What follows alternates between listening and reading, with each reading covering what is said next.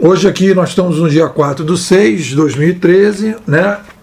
Primeira aula, né? Finalmente começando, né? Com bastante animação do nosso grupo de estudo, que a gente vai discutir aí a revolução cognitiva e seus efeitos, né? Tem vários nomes aí que a gente deu, mas é isso, a gestão da espécie 3.0, a crise das organizações tradicionais, quer dizer, tem vários assuntos, né? Hoje é o nosso primeiro dia, nós estamos aqui hoje com a Simone, com o Paulo, o Alex, a Bárbara, o Marcelo, o Fernando, a Joyce, a Fernanda e a Vanusa, né? Quer dizer, não chegaram ainda a Mariana, que eu já conheço, deve estar chegando, e o Luiz Carlos Afonso, que me falou que estava viajando e hoje ele não ia poder vir. Então, estamos com Rafael Malhado também, ainda não chegou, né? Então ele ainda não está aí. O resto do pessoal está todo mundo aí. Então, a gente vai, hoje a discussão é uma discussão de um vídeo que eu coloquei na internet, que é uma discussão sobre percepção da realidade e realidade. Então a dinâmica é mais ou menos o seguinte: a gente vai primeiro, né, a partir do vídeo que eu fiz a provocação anterior, vocês vão dizer o que vocês acharam, quais são as questões que vocês pensaram e tal, eu vou anotar e depois eu dou uma palhinha e depois vocês complementam e a gente vai andando. Quem quer começar a falar sobre o nosso vídeo que a gente colocou? Todo mundo viu? Alguém não viu o vídeo, por acaso? Eu vi. Então todo mundo viu a princípio, né? Então quem quer falar sobre o vídeo? Alex, começa você. Começa você, Alex. Tá, joia. Bom, seguinte, eu já vinha acompanhando essa discussão que o Nepô desculpa, vem fazendo sobre percepção e de pensamento dos fatos e como é que a gente está impregnado pelo que ele chama de ditadura cognitiva, né?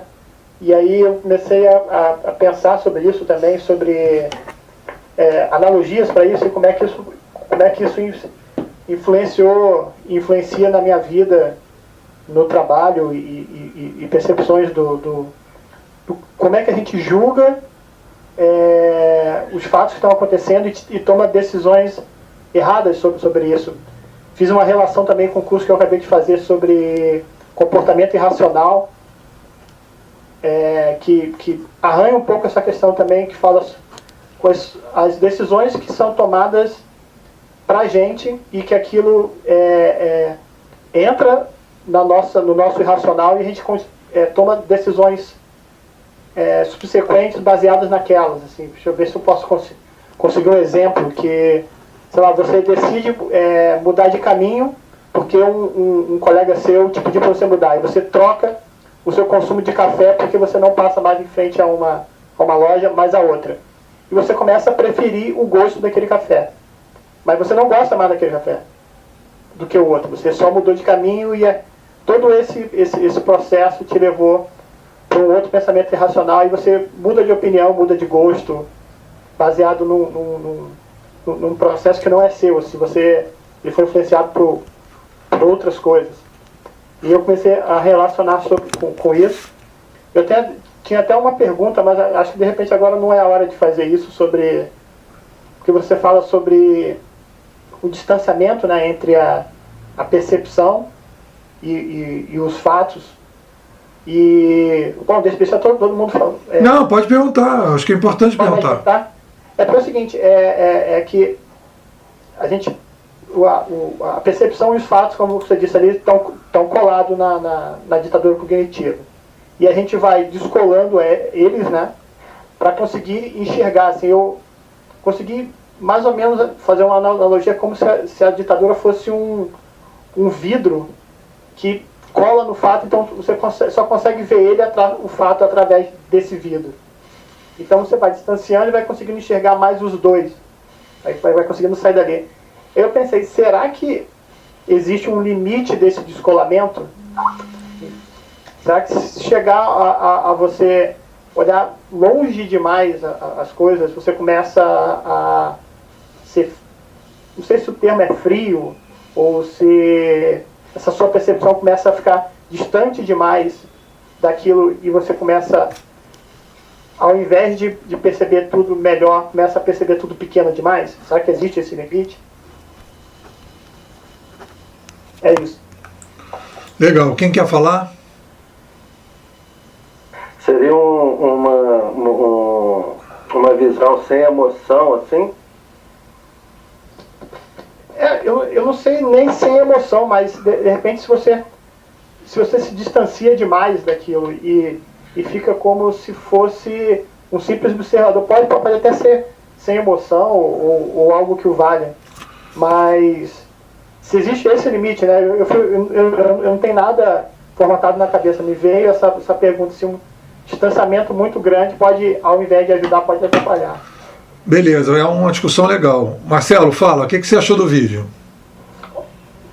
Olha, eu tô mais na cabeça o segundo vídeo que você postou sobre o caçador da verdade, né? Tudo bem. Que eu tive essa impressão também que ele comentou agora, de que parece que se você consegue distanciar mais, você pode perder um pouco essa coisa de repente de um olhar humano, com menos sentimento, fica prático demais. Mas de qualquer forma achei interessante e importante esse descolamento. Eu tenho uma percepção sobre isso, que eu acho que tá... Vocês estão me ouvindo? Tá, vamos lá. Eu tenho uma percepção sobre isso, que aí eu acho que é percepção, né, que é o grande ponto, que as pessoas, elas estão tão presas à maneira como elas enxergam as coisas e a certas regras que elas estabeleceram para si, e a falta de análise da própria vida e da própria maneira como elas estão recebendo as informações, atrelado ao fato de que você tem um excesso exageradíssimo assim, de informações todos os dias, porque você tem que estar antenado, você tem que estar vendo tudo que está acontecendo, você tem que analisar a sua concorrência, você tem que estar... você tem que ser um super-herói para sobreviver no mundo de hoje, você tem que estar antenado a tudo. E isso faz com que a gente fique tão atolado das coisas que a gente... É como se nós fôssemos copos cheios e que a gente não consegue mais absorver o novo. E quando a gente absorve o novo, a gente já tem tanta percepção sobre aquilo que a realidade fica deturpada. Pelo menos esse é um pensamento que eu tenho em relação a essa questão da percepção e da realidade. Que muitas vezes a gente não consegue enxergar a realidade porque a gente está preso a essa quantidade de coisas que a gente já tem na nossa cabeça. E que todo dia você tem que entupir cada vez mais. Beleza, beleza. Quem quer falar? Eu, Simone. Tá me Fala, ouvindo? Simone, fala.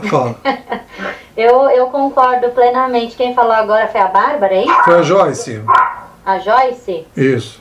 Tá, então eu concordo plenamente com o que a Joyce falou.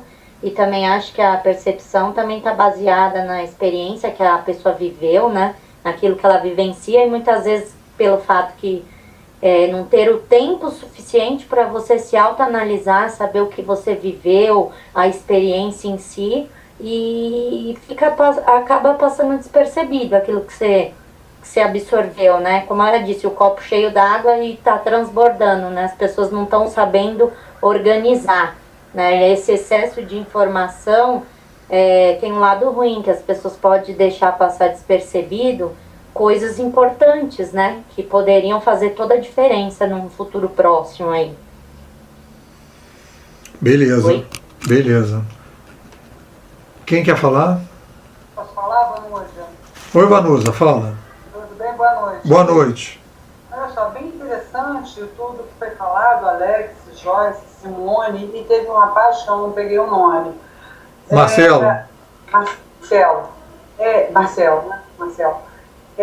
O que eu acho importante é como a gente fica, assim, o copo cheio, a autoanálise, o distanciamento, tudo em função de uma pergunta, né, do que você colocou entre realidade e fatos, né? Então a gente fica nessa de fora para dentro, de dentro para fora. A Joyce, por exemplo, colocou a questão do fora, né? A gente fica tão cheio de informação, a gente fica tão com o copo cheio, mas a gente não se sente. Eu vejo assim. E vejo também essa preocupação, tanto da Simone quanto do Alex, a relação do e eu, como é que eu fico diante de tudo isso? Qual é a possibilidade da minha contribuição? Essa questão do distanciamento, inclusive, quando você colocou, para o Alex soou como se a gente não ficaria como robô, né? Havendo uma falta de emoção. Para mim soou, eu fiquei pensando até quanto eu posso me distanciar sem viajar na maionese. Então, porque a gente está assim, né? Está todo mundo no mesmo barco e todo mundo com as mesmas emoções e sentimentos, e a gente está tão distanciado da nossa essência que eu acho que a gente tem a maior dificuldade de se autoanalisar para até poder ter alguma perspectiva que não seja viajar na maionese, entendeu? Que na verdade a gente está discutindo o que aqui? O ser humano, né? Evolução, involução, sei lá, por aí. Ficam as questões também. Legal, foi bacana. Quem quer falar agora? Fernando, fala você. Bom, Nepô, eu acho que é uma preocupação, pelo que eu senti aí dos colegas, esse distanciamento em relação às organizações, né? Como se posicionam diante das organizações a partir do momento em que haja um distanciamento. Vão ser discriminados, não vão ser discriminados, estão dentro do barco, ficarão fora do barco. Eu percebi dessa forma as colocações. Me desculpe, mas eu fui bem objetivo e eu acho que essa é a síntese de uma visão dos jovens, né, que estão dentro do mercado de trabalho. E você tem alguma questão em relação ao vídeo que você viu, o que você sentiu, como é que bateu para você, Fernando? Eu acho que esse é o caminho, né? É desconstruir por camadas, questionar, tentar modificar o comportamento, o conhecimento, né? Tentar entender em que fase a gente está desse término, desse ciclo, né? E que fase a gente vai entrar, como vai entrar. Lembrando aquele francês que você gosta muito... Dominique Volto? Pierre Levy? Pierre Levy, isso. Quer dizer, escolher os plugins, né? Que plugins a gente vai escolher agora para a gente começar a ter as nossas fontes próprias de conhecimento, criar as nossas trilhas, né? Como você falava aí no início. Tá ótimo. Essa foi a minha visão. Beleza. Fernanda, fala você. Oi. Boa noite.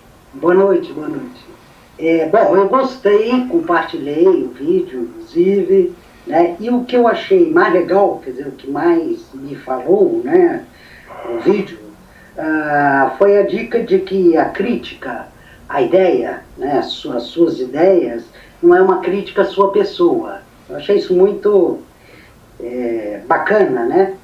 Porque faz a gente ficar mais desarmado, né, mais tranquilo, né? Quer dizer, não é um ataque ao ego, né? Porque, afinal de contas, qualquer pessoa, ela é maior, né, do que as suas próprias verdades, suas ideologias, né? Então, essa ideia eu peguei, achei bem legal, né? E também, assim, agora uma observação, que eu acho que da mesma forma que existem percepções da realidade, também existem realidades no plural, né? Quer dizer, as realidades são plurais, né? Por exemplo, eu moro aqui em São Paulo, né? E São Paulo é vamos dizer, uma cidade de realidades, né? Um vai dizer, de repente, que São Paulo é violenta, essa é uma realidade. Mas São Paulo também é a cidade que as pessoas estão pedalando cada vez mais, isso é outra realidade. Então, quer dizer, tem um jogo das percepções e a realidade, mas também tem as realidades, né? Quer dizer, mais ou menos por aí. Mas eu gostei muito, assim, acho que foi muito claro, né? A exposição, quando você também diz separar o ego, né, do que você, do que a pessoa está dizendo, né, está se expressando, né, entre o ego e a ideia, você até dá aquele exemplo de como colocar uma folha sulfite, né, entre um e outro. Em suma, achei bem bacana. É isso. Legal. Bárbara, fala você. Oi, boa noite. Boa noite. Espero que estejam me ouvindo bem hoje. Super bem. Ok. Bom, eu gostei muito do vídeo também. Achei que essa cunha que o Nepô colocou entre os fatos e as percepções são uma questão crucial nesse momento que a gente está vivendo. Por quê? Porque eu acho que antes as pessoas elas não questionavam os fatos, elas absorviam, até hoje elas não questionam muito os fatos, elas se colam nos fatos, elas colam a sua percepção nos fatos, como o Nepô colocou, no sentido de que elas se misturam aos fatos, né? Então, eu também gostei muito da pergunta que o Alex colocou, até onde pode ir, até onde a gente pode se distanciar, ou seja, até onde essa cunha pode ser aberta, né? Ela pode chegar ao limite de ficar uma reta de 180 graus, os fatos virados para lá e a percepção virada para cá. Eu acho que não, eu acho que esse é o outro extremo, que é o extremo em que não se usa a emoção para avaliar os fatos. E quem faz isso são normalmente os psicopatas, eles não têm emoção. Então, a realidade para eles é a realidade interna deles, que eles absolutamente percebem, é só percepção. Matar uma pessoa não tem problema nenhum, quer dizer, porque ele vai ao extremo desse distanciamento dos fatos. E eu não sei se foi a Joyce, alguém colocou depois também essa questão dos copos cheios. Eu acho que os copos cheios são exatamente a expressão essa expressão desse bombardeio de informações no qual a gente não se preserva. E a gente não preserva um olhar para dentro. A gente está sempre com o olhar para fora, tentando competir, tentando ser melhor que o outro, tentando ser, enfim, aparecer mais que o outro. Agora nas redes sociais, isso é um apelo também a que se olhe ainda mais para fora e menos para dentro, quando eu acho que deveria haver um equilíbrio entre você olhar para dentro e olhar para fora, para poder justamente manter esse distanciamento entre os fatos e a percepção equilibrado. Eu acho que é isso que equilibra a forma com que você coloca o seu olhar. Há momentos em que você tem que se recolher, você tem que ficar distante dos fatos, para você preservar o seu interior e para você preservar essa capacidade de análise dos fatos também. Senão fica tudo uma embolação só. Então, eu acho que é isso. A outra questão, uma questão que eu discordo, é na questão eu já tinha colocado isso com o Nepô e lá no Facebook, né? Essa conceituação de que a gente vive uma ditadura cognitiva. Eu acho até que a gente está vivendo uma revolução cognitiva, mas eu não acho que é uma ditadura cognitiva, por mais concentrada que seja a forma com que se gere informação hoje em dia. A característica de uma ditadura é que você não tem opções. Ela não te dá opção. Ela só tem uma fonte de poder, uma fonte de aquisição do conhecimento, que é ela própria, né?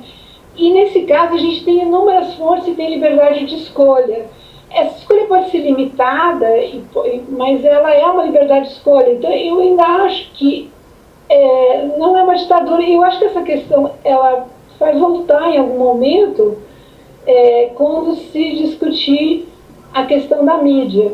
Eu acho que é importante conceituar bem para a gente depois poder entender melhor como funciona o fluxo de informações hoje, no futuro, não sei. Beleza.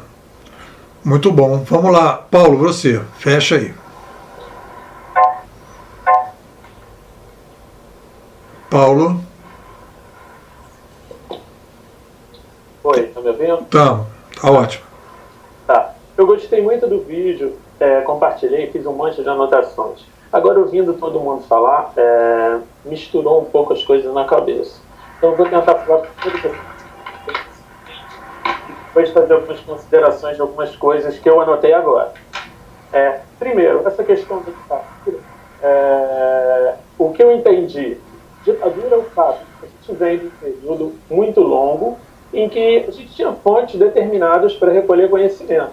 Eram jornais, revistas, livros, programas de TV e de rádio, basicamente isso. Isso tudo era focado de forma comercial, quer dizer, os caras falavam o que interessava para eles, tá? E a gente acumulava conhecimento e informação por formas controladas.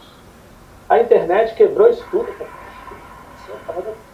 Você ouve o que você quer, você acredita no que te interessa e você tem 1,5 trilhão de fontes fora que vão aparecer amanhã.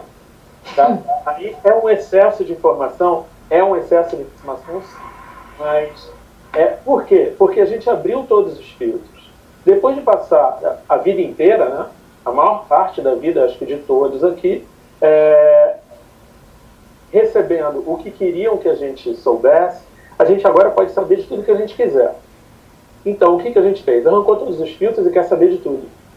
Com isso, ainda cai aqui no nosso país numa questão de educação. As pessoas não são educadas de maneira a lidar com isso tudo, principalmente as últimas gerações aí. Eu vejo assim, partindo aqui de educação básica, eu estou falando, tá? Naquele momento em que você aprende a interpretar as coisas. A nossa educação, há muitos anos, é muito ruim, principalmente, eu vejo nessa fase. As pessoas não têm capacidade interpretativa quase nenhuma.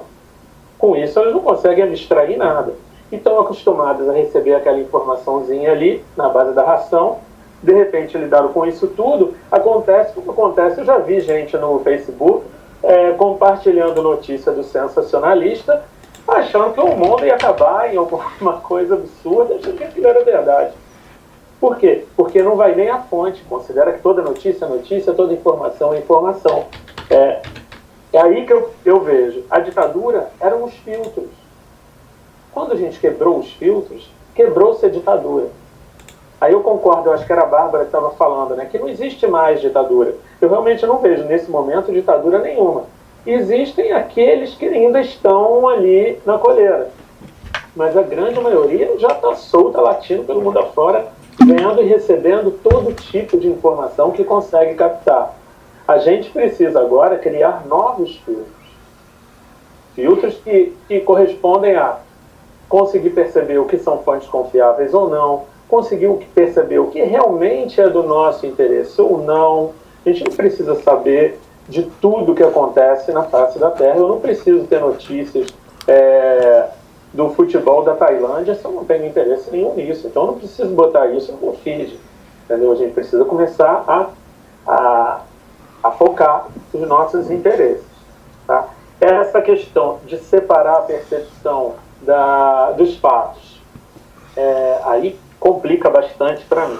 Por quê? Porque eu faço isso todo dia. A minha profissão é chegar e olhar o que aquela pessoa que está colada naquele problema entrar na empresa do cara e ver tudo que ele não vê. Por quê? Porque ele está lá dentro. Entendeu? Então isso para mim já é o dia a dia. Então eu não consigo perceber como é que a gente vai fazer isso. Eu entendo que muita gente está assim e que é exatamente aí que rola a falta de capacidade de abstração. As pessoas estão tão focadas, tão coladas naquele seu dia a dia, que elas não pensam sobre aquilo. É fato. Entendeu? O dinheiro não vai dar para pagar a folha de pagamento. A empresa não vai faturar para pagar a folha de pagamento. É fato, estou falido. Entendeu? O cara não pensa em formas de contornar aquilo, ele não pensa em formas de nada. E isso acontece desde dentro das empresas e corporações, quer dizer, corporação não, porque eu não trabalho nesse tamanho de empresa, eu trabalho com pequenas e médias empresas. Então acontece desde das pequenas e médias empresas com as quais eu trabalho, até com as pessoas que eu conheço, entendeu? Que não conseguem abstrair outros caminhos que não seja aquele específico. Exemplo, outro dia eu falei para um cliente que ele deveria fazer uma determinada coisa para sair do buraco. Era o caminho para ele sair do buraco. Aí, aquela uma determinada coisa significava um caminho, uma forma, e ele entendeu absolutamente aquela agulha. Entendeu? E passou uma semana tentando viabilizar uma coisa que não era exatamente a forma de viabilizar, ele tinha que ter aberto um pouco os olhos. Quer dizer, é o estado em que eu vejo as pessoas hoje. E complementando um pouco o que você está falando, junto a essa maneira de você interpretar os fatos, né, de você estar, vamos dizer, viciado num olhar, você ainda precisa vender essa sua ideia, muitas vezes, que aí entra o meu trabalho, que é perceber aquilo que a pessoa precisa comunicar e o que é de interesse real para o outro. E aí as pessoas, é muito louco, porque muitas vezes você precisa ajudar a pessoa a perceber que aquilo que ela precisa dizer para o outro não é óbvio para o outro. Que ela tem sempre que perceber as coisas sobre o ponto de vista do outro para comunicar essa ideia para o outro. E ela está sempre comunicando essa ideia sobre a percepção dela própria. Então ela usa termos, ela usa uma linguagem complexa que a maioria das pessoas não entende. Porque ela nem sequer parou para pensar que o outro não tem essa mesma percepção que ela em relação às coisas. Isso, exatamente. E ainda tem condições, eu não sei se você já pegou essas coisas mais complicadas, que às vezes a questão vai além da linguagem. Por exemplo, sei lá, o cara quer vender batata, mas o outro cara não quer comprar batata, ele quer comprar purê. E o cara não consegue entender que ele tem que explicar para o cara que quer comprar purê que purê é de batata. Sim. Quer vender batata. Não, eu não quero vender purê, eu quero vender batata. Mas, amigo, ele vai comprar o purê. Você tem que explicar para ele que ele vai comprar, com a sua batata que ele vai fazer o purê. E as pessoas não conseguem abstrair isso, às vezes nem com desenho. Não conseguem, é muito difícil. E aí você junta isso à maneira como as pessoas também aprenderam na vida, né? Que tem muito a ver com essa questão da percepção da realidade. A gente foi criado numa escola em que a gente foi entulhado de informação. E sem nunca entender o significado que essa informação tinha para a nossa vida. Você aprende o teorema de Pitágoras, mas você não vai usar aquilo nunca. Sim. E você nunca entendeu por que você tinha que aprender aquilo. Só que a coisa está mudando, né? Hoje, essa molecada que está entrando no mercado, minha filha, que tem 14 anos, ela questiona tudo. E quem não se preparar para esse momento, que daí eu entendo que é essa quebra dessa ditadura cognitiva, né? De você questionar, de você querer entender por quê, de você entender o significado das coisas, de você não aceitar mais que você vai receber esse monte de informação sem razão de receber, aí você precisa realmente começar a pensar no outro e começar a pensar na maneira como você está transmitindo as coisas, não só dentro do teu trabalho, muitas vezes com seus colaboradores, mas também em qualquer situação onde você precisa abrir a boca. Exatamente, eu vejo isso. Eu vejo que falta nas pessoas, às vezes, um pouco de paciência e de dedicar um tempo a dar uma alertada para o outro. Olha só, você não precisa ver isso dessa maneira, você pode ver de outra maneira. Você não precisa entender isso assim, você pode entender de outra maneira. Existem vários ângulos para você olhar a coisa, entendeu? As pessoas não abandonam, o cara está olhando errado, deixa ele menos um a enxergar a, entre aspas, aí, verdade, né? Pronto, já falei pra caramba, eu parei. Só uma coisa, um outro lado nisso, a pessoa também tem que se abrir para receber esse toque, né? Se a pessoa não está aberta... Mas quem está falando? Bárbara. Pois é, aí a gente cai numa coisa que não vai acontecer nunca. Eu não falo porque eu considero, e eu provavelmente, certamente, que o outro não está aberto a ouvir. Então eu não vou falar para não gerar um estresse ou coisa pior. Mas se você não fala, o cara não está aberto a ouvir. Aí ninguém fala, ninguém ouve, nada acontece, nada muda. Não, mas o cara precisa pagar uma fortuna por uma consultoria para escutar, entendeu? Pois é. Bom, deixa eu entrar aí na roda também para fazer as minhas observações do que vocês falaram. E aí a gente vai dar outra rodada. Então, pode fazer. Então, tem alguém com o microfone aberto aí, não? Eu tô fechando. Tá. Então, olha só. Primeiro eu queria contar uma historinha para dizer por que a gente está começando o nosso grupo com essa discussão. Eu já contei, Fernando, microfone aberto, eu já contei essa historinha, quer dizer, o que acontece? Eu já estou vendo, né, eu tive uma crise pequena com uma turma aí esse ano, e foi muito boa para mim, né, porque por uma série de motivos a turma era uma turma que veio para ter aula comigo, e é um curso que já devia ter feito uma mudança de perfil do curso para um curso mais estratégico e menos operacional, não foi feita, e aí o pessoal começou a receber muita teoria e visões muito diferentes, e o pessoal resistindo com dificuldade, um grupo da turma com muita dificuldade. E aí eu fiquei pensando, né?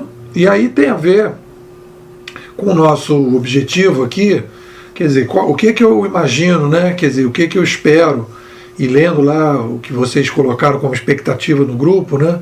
Quer dizer, qual é a minha expectativa?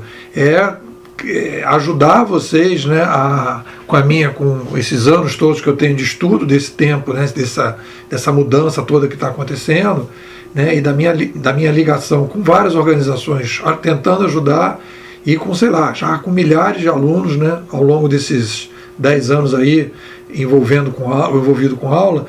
Quer dizer, e eu fui diagnosticando um problema, porque eu comecei a perceber que as pessoas tinham, né, e dependendo de como você, né, e obviamente se você tem toda uma preparação e a pessoa já sabe que é uma coisa estratégica e tal, vem um determinado perfil de aluno, etc. Tal. Mas quando você pega um cara um pouco mais operacional, a dificuldade do cara era muito grande, porque você começa a falar de mudanças muito grandes, aí você dá uma balada no ego da pessoa.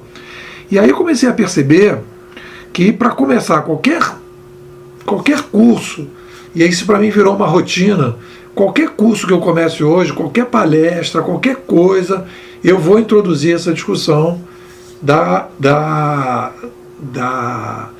do que eu vou chamar, sei lá, de incapacidade de abstração, né?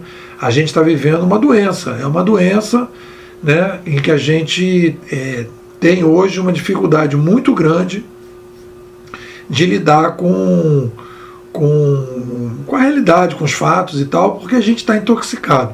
Então, por que eu acho que a gente está intoxicado, né?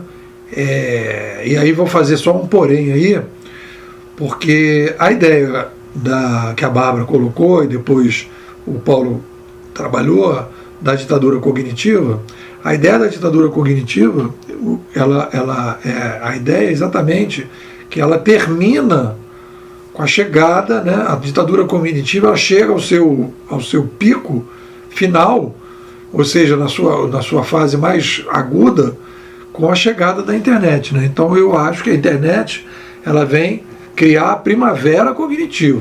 Então desde que a internet chegou, a gente está iniciando um processo de primavera cognitiva, uma renascença, um renascimento, né, um iluminismo, que é mais ou menos o que a gente vai ver lá atrás, quando surge a prensa em 1450, que vai terminar com uma ditadura, né, do controle das ideias da sociedade. Então, obviamente que você tem, né, com a chegada ali do papel impresso, né, quer dizer, a opção, né, que você tinha de leitura antes do papel impresso era uma coisa muito restrita e tudo ficava em torno do oral.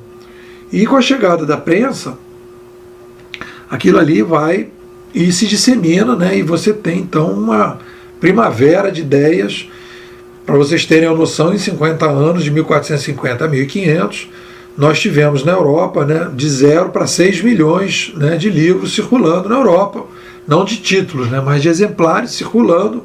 Quer dizer, existia ali uma latência gigantesca, da mesma maneira que a gente tem hoje, sei lá, milhares de blogs, milhares de canais no YouTube e milhares de pessoas no Twitter, ou milhões de pessoas, né, em todos esses lugares e tal, e colocando questões e falando e tal, e você tendo aí toda uma primavera. Então, só para esclarecer o meu ponto de vista, não há uma discordância, né, em relação ao que vocês falaram, simplesmente esclarecendo que eu não estou vendo, né, essa questão da ditadura cognitiva pós-internet. Eu acho que a chegada da internet, na verdade, é um reequilíbrio sistêmico para a gente poder agora ter uma nova renascença aí da sociedade, para a gente restabelecer determinados padrões e valores e princípios que uma ditadura cognitiva, que o controle das ideias não permitem. E a gente vai ver isso na sequência.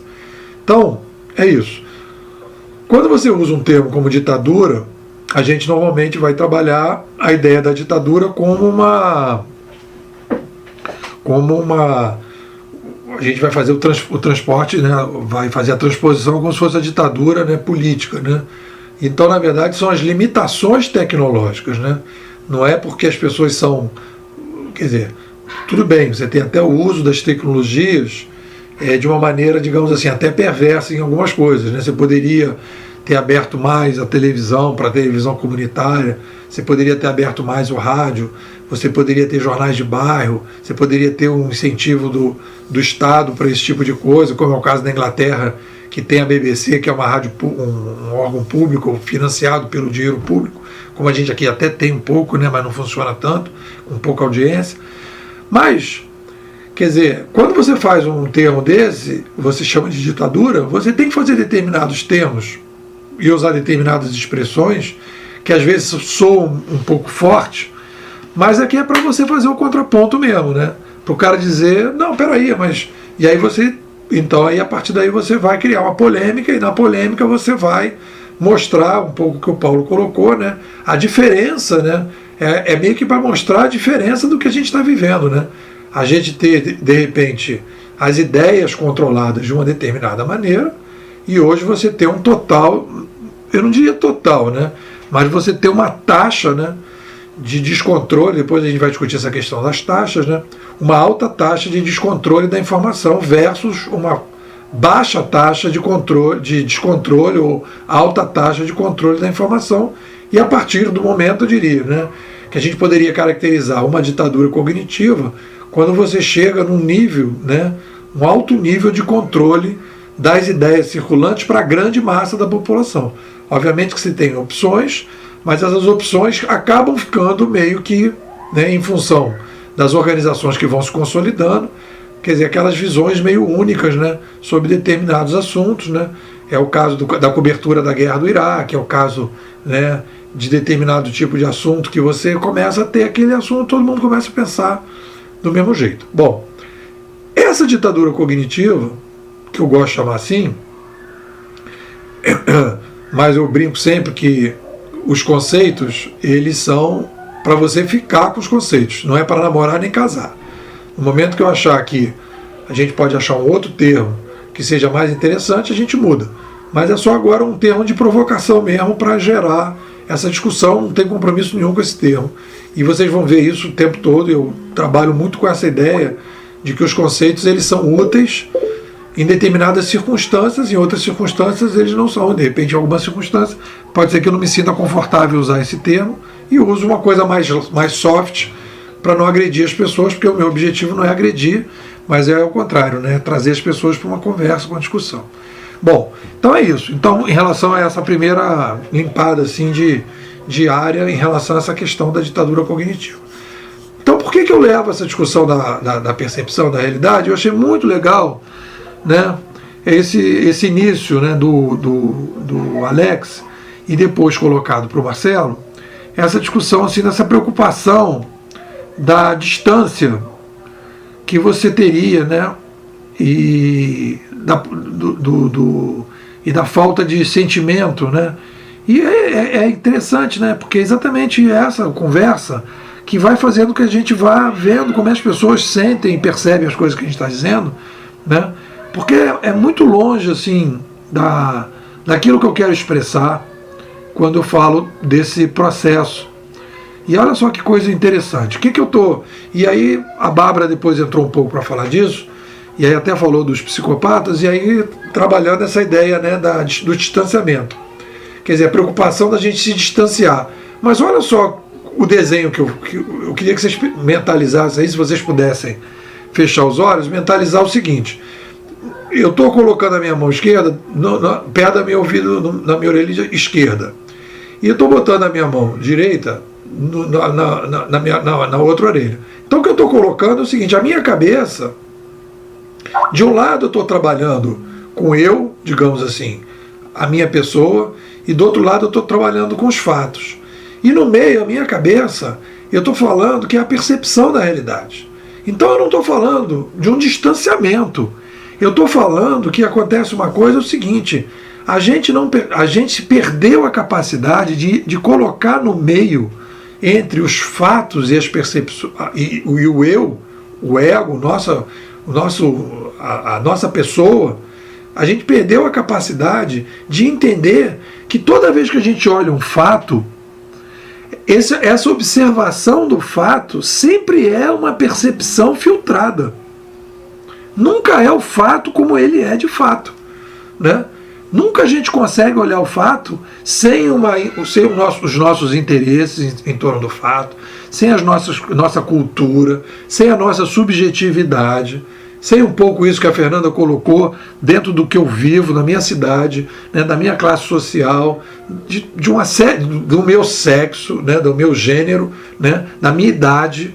Quer dizer, então eu tenho uma série de filtros aí, né, que me condicionam a olhar aqueles fatos.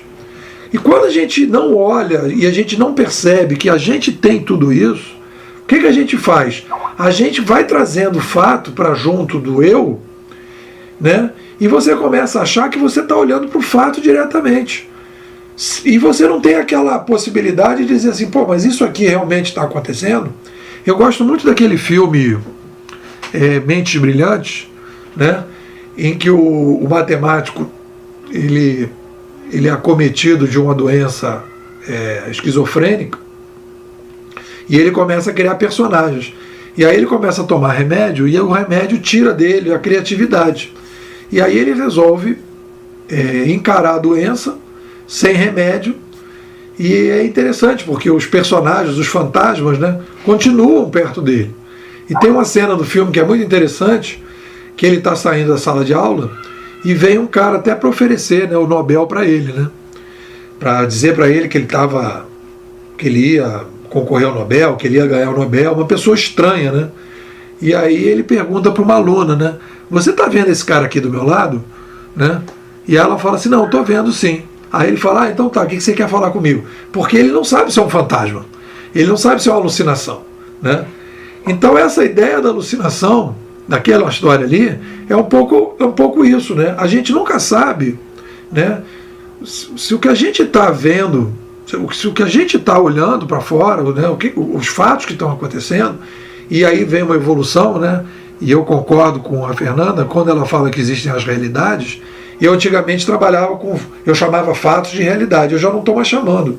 Eu estou chamando fatos de fatos mesmo, né? E aí eu diria que para mim hoje a realidade, né, a possibilidade de realidade é essa relação contextual, dinâmica, nessa fricção entre o meu eu com os fatos que eu chamo de percepção da realidade. Então, quanto mais você tiver, né, quanto mais você tiver uma qualidade de percepção da realidade, quanto mais você investir nessa percepção da realidade, quanto mais você colocar isso dentro de um diário de bordo, quanto mais você, a cada momento que você tiver um sentimento, isso eu posso dizer para vocês, isso é uma vivência minha, assim, é muito longe de dizer que isso é longe dos sentimentos. Muitas vezes acontece comigo, já aconteceu isso várias vezes, né, de eu assim, tá assim com o cliente, né? E aí o cliente dizer que vai me ligar e não me ligar. E aí eu tô assim, sei lá, naquelas fases mais deprimidas, na minha vida, sei lá, sem trabalho, né? E aí eu começar em casa, falar assim, ai meu Deus, ele não me ligou, porque, pô, de repente pô, eu não falei direito aquilo para ele na segunda-feira, poxa, de repente ele acha isso, aí eu começo uma paranoia, começa a crescer uma paranoia, aí começa um troço, entendeu? E quando você vai ver, no dia seguinte ele te liga e fala, não, sabe o que é? Ontem minha mulher ficou doente, desculpe não ter te ligado, e você fala, caraca, como é que eu vivi essa paranoia? Pô, eu passei o dia todo pensando um troço, não teve nada a ver, né?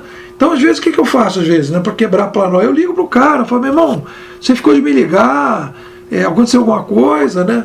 E aí você quebrar o troço, né? Aí o cara te dá uma referência, ele vem com fato. Não, olha só, eu não te liguei porque eu estou enrolado aqui, mas amanhã eu te ligo, beleza e tal. Você manda uma mensagenzinha pelo Facebook, ou manda uma mensagenzinha para ele pelo SMS, para você quebrar a tua paranoia. Então vamos ver esse caso da paranoia. Olha só, você tem o teu eu maluco, traumatizado aí por todo o teu caminho, né? Tua família, teus amigos, né? Os traumas que você teve com todas as relações que você se estabeleceu, né?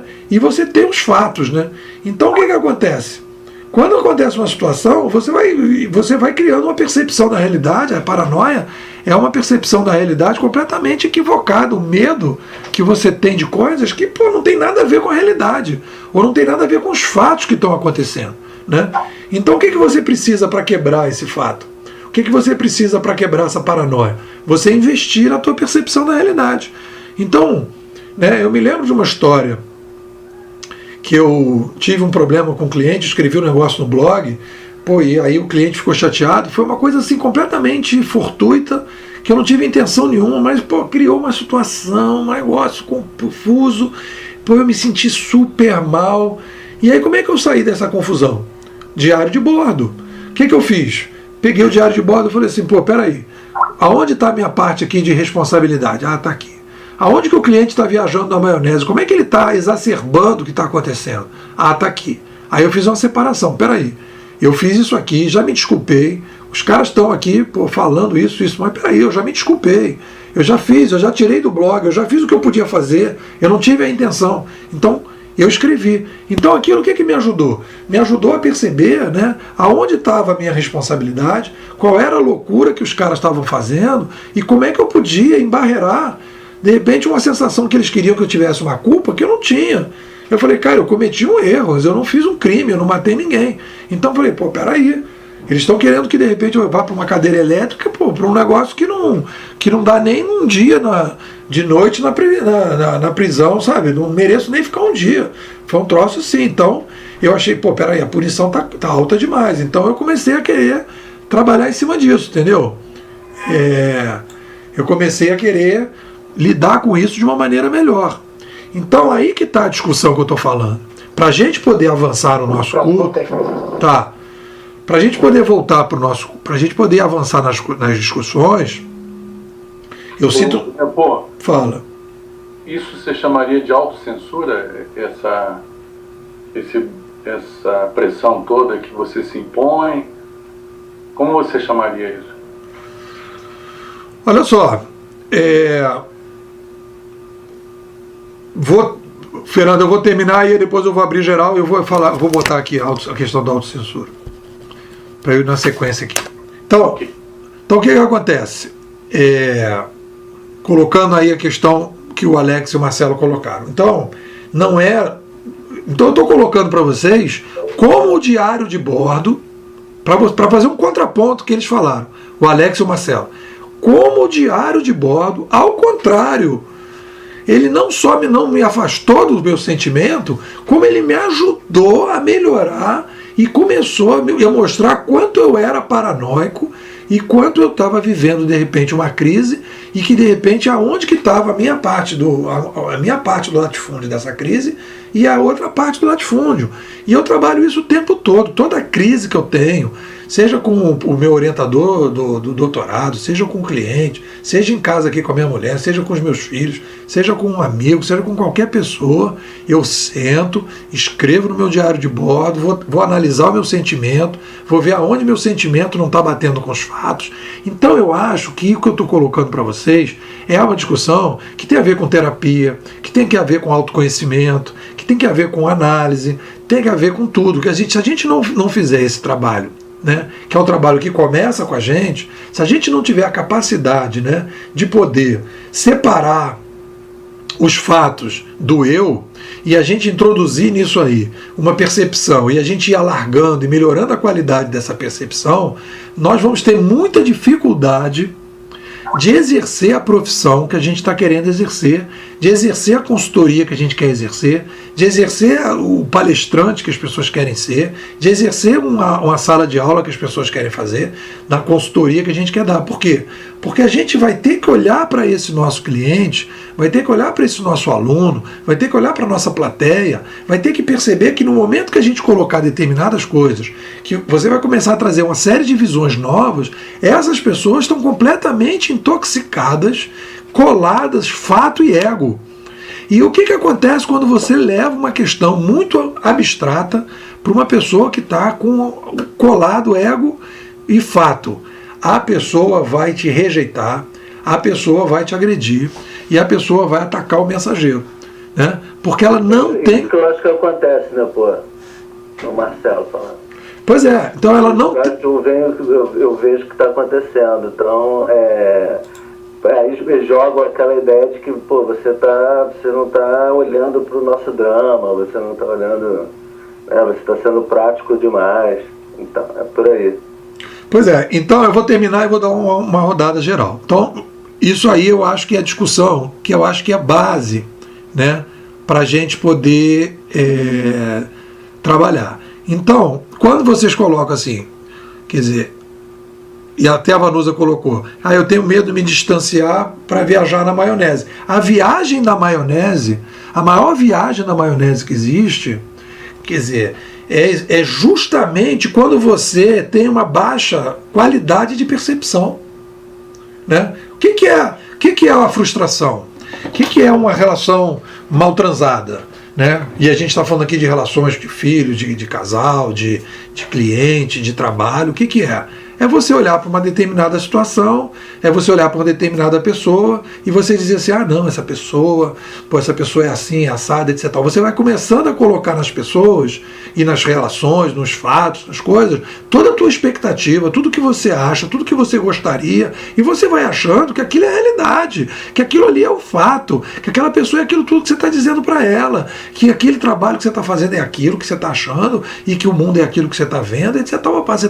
Você é uma tela, você é uma câmera de filme e fazendo das pessoas uma tela. O tempo todo a gente faz isso, né? E aí quando aquela tela começa a ter vida própria, como aqueles fatos começam a quebrar e começa a dizer que aqueles fatos, como as pessoas começam a sair da tela, que nem naquele filme do Woody Allen, né? E as pessoas começam a sair da tela e as pessoas começam a dizer, peraí, cara, não é isso não, eu não sou assim, não sei o quê. Aí você vai dizer, não, as pessoas me decepcionam, as pessoas me frustram, esse trabalho me frustrou, porque, poxa, não é assim que eu estava imaginando. Claro, você não é assim que você estava imaginando, por quê? Porque de repente você cria toda uma fantasia, né?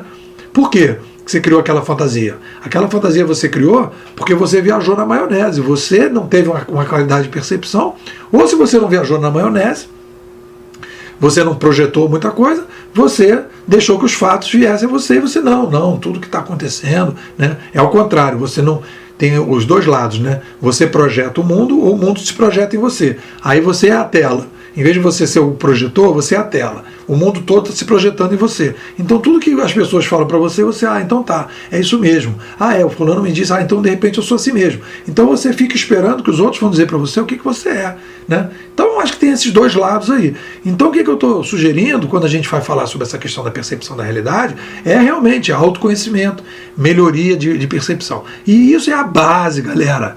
É a base fundamental para a gente poder avançar e para a gente poder começar a fazer uma discussão de uma mudança radical radical que está acontecendo na sociedade hoje, e para a gente poder entender essa mudança, e é uma mudança principalmente de percepção. A mudança, se você for ver a mudança que está acontecendo nos detalhes, ela não é nem tão grande assim. Quando a gente vai ver nos detalhes, ela nem é tão grande assim. Ela não é tão nova assim, ela já aconteceu e tal. A grande dificuldade que a gente tem hoje são duas, basicamente. E é por isso que a gente está começando o nosso módulo, o nosso curso assim. A primeira é, a gente está saindo de uma ditadura cognitiva, ou lá o nome que a gente vai fazer, de uma alta taxa de concentração de ideias, digamos que a gente possa trabalhar assim para ficar mais confortável, né? E isso cria uma espécie assim, de uma baixa qualidade de percepções. Então a gente está vivendo isso, né? Então a gente está vivendo isso. E a gente entra num novo mundo que pede uma alta taxa de abstração. Olha só a contradição.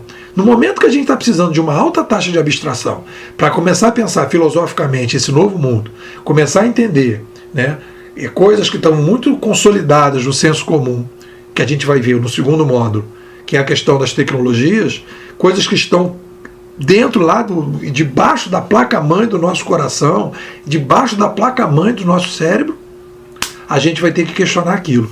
Para a gente poder começar a avançar, a gente vai começar a ter que trabalhar e separar e colocar um óleozinho dentro desse pouco espaço que existe entre o nosso eu e o nosso ego. O ego no sentido mais assim do eu, né, para evitar, não é o ego freudiano, mas é o ego, a gente chama do eu, quer dizer, a minha percepção, o que eu me entendo como pessoa e os fatos. Então a gente precisa botar um óleo aí para a gente começar a lubrificar, para a gente poder começar a perceber que tudo que a gente vai falar aqui, nós estamos falando de uma percepção nova da realidade. E para vocês poderem absorver e poderem trabalhar direito e poderem, inclusive, se aproveitar muito bem desse nosso encontro, né, é vocês quer dizer, é uma coisa paralela ao grupo, né?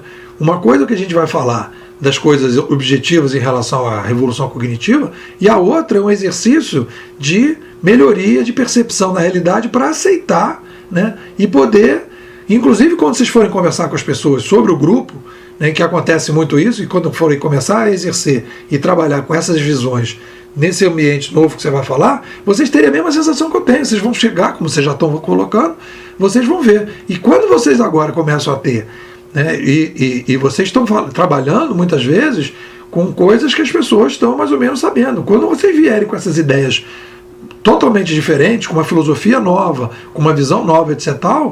Vocês vão bater de frente com essa baixa taxa de abstração e essa baixa taxa de qualidade de percepção. E aí vocês vão ter que começar, como eu estou começando com vocês, a mostrar para as pessoas que existe uma diferença entre fato e a pessoa, que ela tem que aumentar a sua taxa de qualidade de percepção da realidade, para você poder começar a trabalhar com ela uma nova perspectiva. Tem pessoas que estão dispostas a fazer isso, querem fazer isso, estão no momento de fazer isso, e tem pessoas que não querem fazer isso, não estão dispostas a fazer isso, não gostam que você fale disso para elas, e se você vacilar, ela vai pegar você e vai te jogar dentro da água numa ressaca para ver se você se afoga, né? Bom, é isso, também já falei bastante, queria agora dar uma rodada, ver o que vocês acham das minhas considerações e se tem mais alguma coisa que não tenha dito, que não esgotou, né? E quero agora que a gente faça uma segunda rodada. Quem quer começar?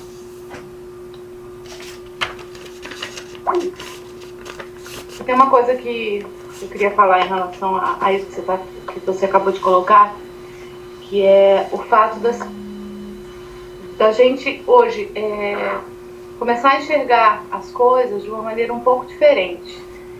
As pessoas, elas estão tão concentradas na sua própria percepção que é como se você chegasse com uma pasta sua, que é a pasta do seu ego, das informações, do repertório que você carrega, das suas experiências, e tem tudo isso que faz parte do seu ser, e faz parte daquilo que você acredita. E aí quando chega uma outra pessoa, ela tem uma outra pasta, com outras percepções, com outras experiências, com outras realidades, enfim, que é completamente diferente da sua. E a gente está acostumado a querer impor uma dessas pastas. E aí que começa a briga, porque você quer colocar a sua, a outra pessoa quer colocar a dela, e ninguém quer ceder. Eu acho que cada vez mais a gente vai ter que caminhar para uma coisa de você apresenta a sua pasta, a outra pessoa apresenta a pasta dela, e dessas duas pastas surge uma terceira pasta, que não é nem a primeira e nem a segunda, mas uma terceira, que é a junção dessas coisas.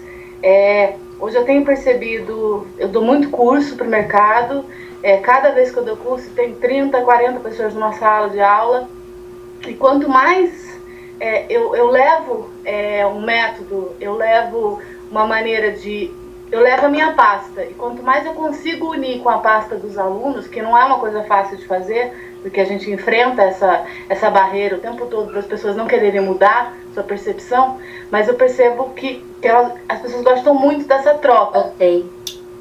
E essa troca, ela gera uma experiência, essa terceira pasta, ela é muito mais rica, né, que eu acredito que esse teu curso aqui está sendo muito isso, ela é muito mais rica do que a minha percepção ou a sua percepção. É uma terceira coisa que é a junção disso tudo.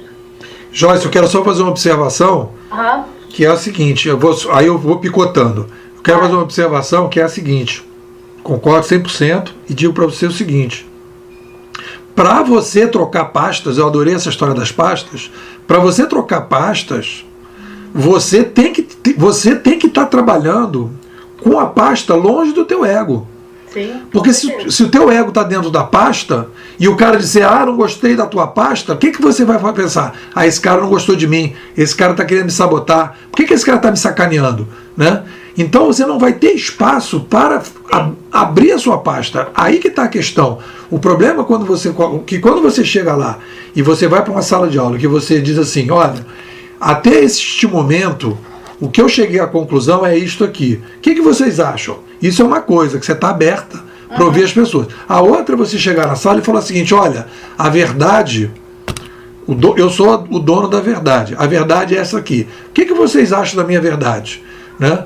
E aí o que acontece? Ela não vai nem perguntar o que acha da verdade. Anotem a minha verdade, que depois eu quero que vocês saiam reproduzindo a minha verdade por aí. Então você vê a diferença que existe entre uma pasta que está aberta sem ego e uma pasta com ego. E da valorização o conteúdo, ele ter mais força do que você e a sua opinião. É muito isso, né? Porque você está em processo. Sim. Porque se você vê o conhecimento como um processo e que você está dentro do processo e você não é o conhecimento, aí você avança. Vamos mais para frente aí. Marcelo, comenta.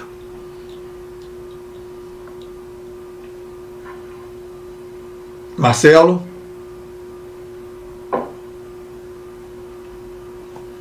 Paulo, desculpe. Marcelo, fala. Eu vejo que tem muita gente que não está topando esse tipo de discussão, né? De melhorar a percepção da realidade. Aí, essas pessoas seriam atropeladas por essa revolução cognitiva? É uma pergunta que eu faço. Ótimo. Vai me dar a oportunidade de fazer um ping-pong. Agora, galera, é meio ping-pong, tá? Para ficar uma coisa mais dinâmica e depois a gente vai. O que acontece? O que vai quebrar, e a gente vai ver isso agora, começar já a avançar um pouquinho. O que vai quebrar essa percepção, essa baixa taxa de qualidade de percepção? A baixa taxa de qualidade da percepção, eu gosto muito do estudo que o pessoal faz dos alcoólatras anônimos, tem inclusive alguns livros de rede que falam dos alcoólatras, né? Por quê? Por que o AA funciona tão bem? Por que esses modelos funcionam tão bem? O cara está lá enfurnado, bebendo, sozinho, não sei o que, papá. Então o que ele faz? Qual é a recomendação do pessoal do AA? Não fica sozinho, vai para um grupo. No grupo ele conversa. Quando ele começa a conversar, ele começa a ter uma outra percepção da realidade, porque ele vai quebrando a percepção dele que está isolada e solitária na solidão. Então é uma coisa interessante, Marcelo, sacar o seguinte: a solidão é a mãe de todas as neuroses. E o que quebra a solidão é a conversa e o diálogo. Não é você estar com outras pessoas sem conversar e sem dialogar. É você realmente falar dos seus sofrimentos, é realmente você ter espaço para que você coloque, isso que a Joyce colocou, a sua pasta para fora. né, em que você diga assim, não, olha só, a minha pasta é essa. Então, o mundo que a gente está entrando é o mundo que as pessoas estão colocando as suas pastas para fora. Todos os movimentos, tudo que está gerando valor, todas as organizações, todos os processos que estão gerando valor, é quando as pessoas estão com possibilidade de colocar a pasta para fora. E essa mudança de botar a pasta para fora, e aí tem toda uma discussão sobre o que significa isso do ponto de vista filosófico, não basta você fingir que está botando a pasta para fora. Você realmente tem que estar num processo, como a Joyce colocou. Você tem que estar dentro de um trabalho que você está em processo. Quando você coloca a pasta para fora, você está chamando as pessoas para o teu processo e você está aceitando que as pessoas vão mudar junto com você e você mudar junto com elas, como a gente está fazendo aqui. No momento que vocês pontuarem alguma coisa, você dizer, peraí, isso que você está falando está fazendo sentido, peraí, vou mudar o que eu estou pensando. Né? Porque o que eu estou pensando é uma versão 1.3, 4, 5, 6 de uma coisa que eu tenho escrito no meu diário de bordo. Pô, viro a página, escrevo em outra página e vamos bola para frente. Então, você não está defendendo aqui, e o caminho é esse, você não vai defender uma pasta. Você não está defendendo o teu ego sobre o ego. Olha só como é interessante a palavra convencer, que eu já brinco muito sobre ela. Convencer é você vencer alguém. E eu gosto de brincar de dizer que a gente precisa trabalhar com co-vencer. Nós vencendo a nossa ignorância coletiva, a nossa dificuldade coletiva de visualizar, né, os fatos de uma maneira com mais qualidade. É só isso. A gente não vai chegar à realidade, a gente não vai chegar à verdade. O que a gente vai fazer é ter uma qualificação, né, de percepção dos fatos. Entendeu, Marcelo? Entendi. Paulo, fala você.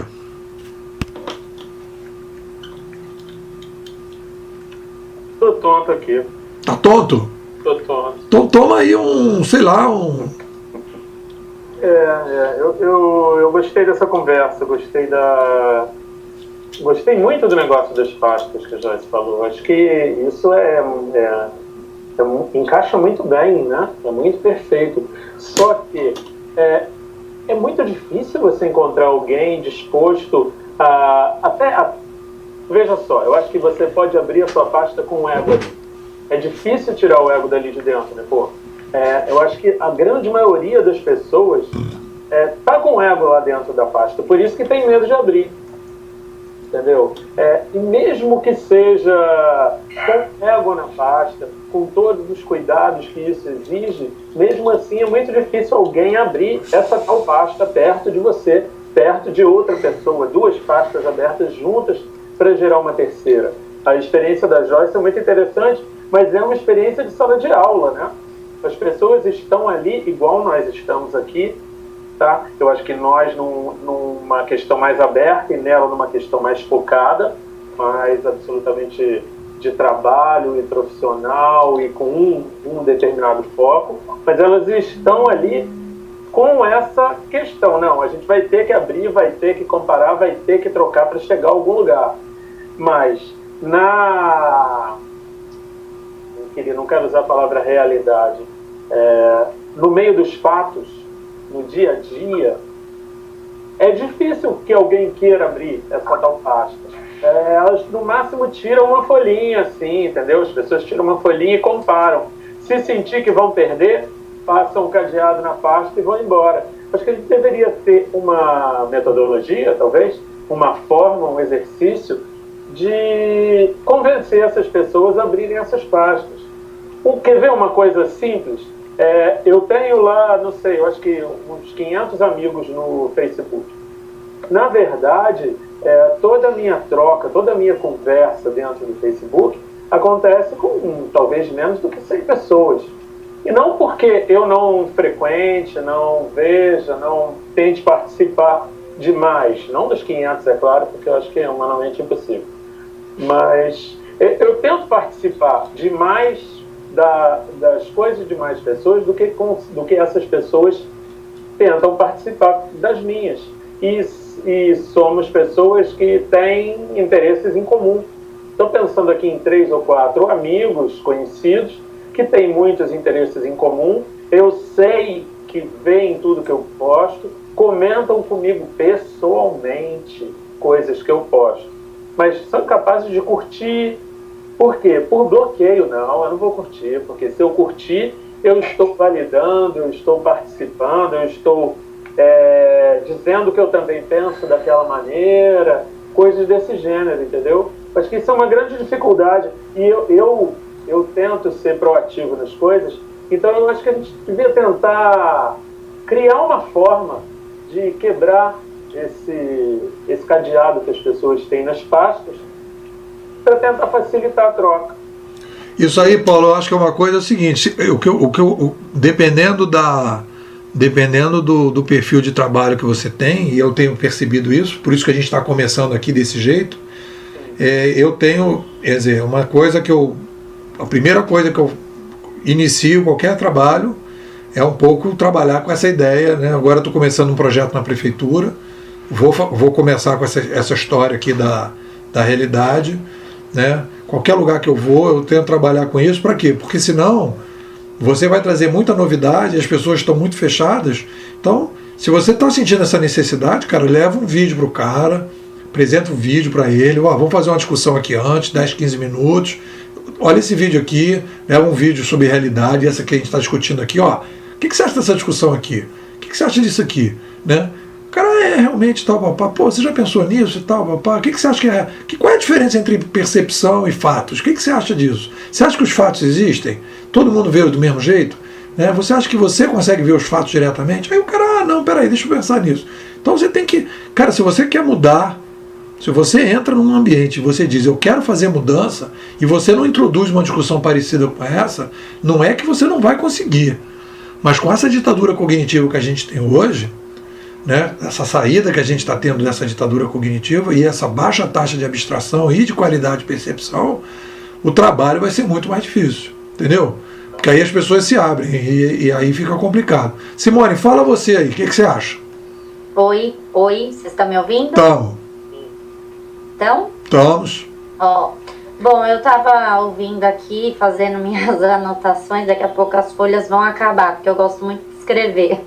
Enfim, me surgiram várias coisas aqui. A questão dessa parte que a gente está falando, que soa tanto na vida pessoal como na profissional, e acaba também afetando na parte de clientes, né? As pessoas, elas expõem as suas percepções, mas não estão aptas a receber a percepção do outro, né? Então eu sinto muito essa dificuldade. Aí para mim entrou também a questão do network, né? Algumas pessoas também eu percebo que acham que um network é você estar invadindo, né? Um pouco o campo dela, né? Eu até passei por um problema recentemente num curso que eu fiz. Eu sou uma pessoa muito comunicativa, gosto de ter esse network, né? E as pessoas parece que se blindam muitas vezes disso, né? Ou por uma insegurança, ou sei lá por quê. Que mais que eu citei aqui? É legal também a pessoa se dispor, né? De estar dentro desse processo, né? Não, eu estou disposto a realmente colocar de lado esse ego e analisar os fatos, né? Que mais que eu coloquei? Peraí, as pessoas, aqui eu já falei. E também aqui o que eu anotei também é que as pessoas estão faltando foco, né? Qual o foco? Que nem até das pessoas comentou também no início do grupo, né? Tá faltando esse foco para que as pessoas tenham um caminho a seguir. Eu sinto muito isso. E que também precisa ter uma origem, uma base, né? De uma ideia para você poder ir adiante. Não sei se estou sendo bem clara. Foi super clara. Fernando, fala você. Então, Nepo, eu como já estou nos meus 60 anos, né? Já passei por muita coisa que eu estou vendo agora, vocês comentarem, né? Muitas dificuldades em relação a esses aspectos de barreiras, em várias épocas, inclusive, né? Dentro das organizações, na sociedade. E me ocorre aqui uma coisa. Como identificar essas pessoas e o momento que elas estão vivendo. Como identificar esses processos, né? Foi uma coisa que me parece que o Paulo colocou, que outras pessoas aí também colocaram, né? Que ferramentas a gente tem para identificar esse ambiente, essas situações em que a gente pode ser mais, vamos dizer assim, abrir mais e jogar menos na defensiva, né? Então, são essas questões que eu estou passando, que eu estou sentindo aqui nesse momento da discussão. Acho que o ego realmente tem que ser trabalhado, né? Você tem que despir isso. A tua percepção tem que ser lapidada. E você tem que conviver com essa nova realidade que a gente está vivendo. Muita informação, de várias maneiras, né? Interação de várias maneiras, em várias posições. Não sei. O que eu estou percebendo até o momento é isso. Beleza, Fernanda, fala. Opa. Bom, achei linda essa história da primavera cognitiva, né? Achei bonita a expressão, né? Desse renascimento e tal, acho que é por aí. Agora, eu fico pensando assim, né? Que voltando à história da ditadura cognitiva, né? Eu entendo o conceito e concordo com ele. Eu só acrescentaria assim que, por exemplo, vou falar muito agora de mim, né? Então, eu, por exemplo, sinto que essa ditadura ela também está dentro de mim, né? Por exemplo, eu sou jornalista, então, e também, quem foi o último que falou? O Fernando, né, meu xará? Eu também não sou novinha, né? Com 57 anos. Então, foi duro perder o poder, por exemplo, do papel do emissor absoluto, né? Que como eu fui formada, né, na universidade, então, o jornalista é aquele que ele tem o conhecimento, ele tem o filtro, né?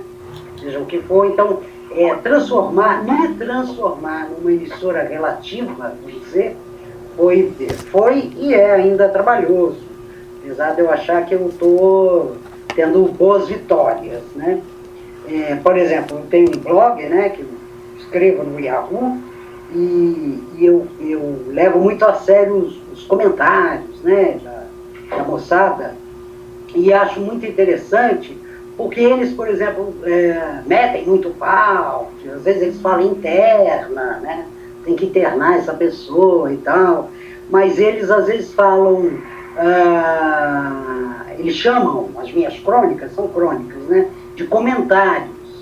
Aí eu acho engraçado, né, que eu digo, olha, é como se estivesse no mesmo nível mesmo, né, eu fiz a crônica, eles estão comentando e eles me chamam de comentarista, né, e não de cronista ou jornalista. Eu acho isso bem interessante, eu acho interessante, além de engraçado, eu acho interessante. E também, algo que eu acho que a gente poderia mais tarde desenvolver, não sei se tem a ver, mas é uma pergunta que eu sempre...